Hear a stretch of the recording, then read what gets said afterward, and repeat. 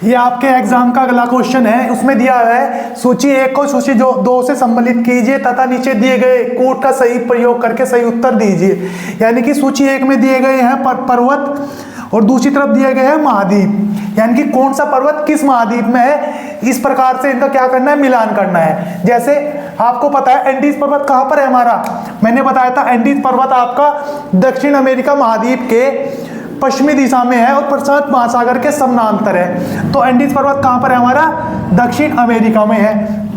उसके बाद मैंने अभी आपको पिछली क्लास में एशिया महाद्वीप पढ़ाया, उसमें मैंने पढ़ाया था आपको अल्ताईसान पर्वत, कुन्नुनसान पर्वत, तकला मकान का मरुस्थल, ये सारी चीजें पढ़ाई मैंने। तो ये सारी कहाँ पर है, तो एशिया के चीन देश में है। कौन सा, अल्ताईसान पर्वत, तो ये कहाँ पर है, एशिया में है हमारा।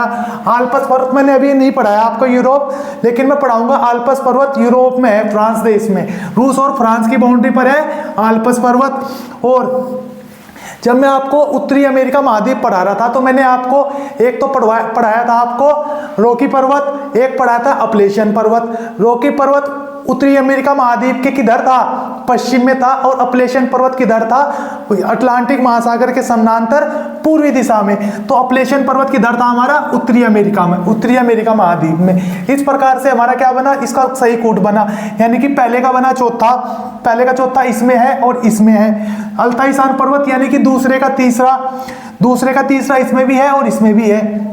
फिर आल्प्स पर्वत यानी कि तीसरे का पहला इसमें भी है लेकिन इसमें बी है, यानी कि इसका ऑप्शन क्या हो जाएगा हमारा, सी हो जाएगा। यानी कि आपको यदि सारे का नहीं पता होगा लेकिन आपको इतना तो पता है ना, एंडीज कहाँ पर है, दक्षिण अमेरिका।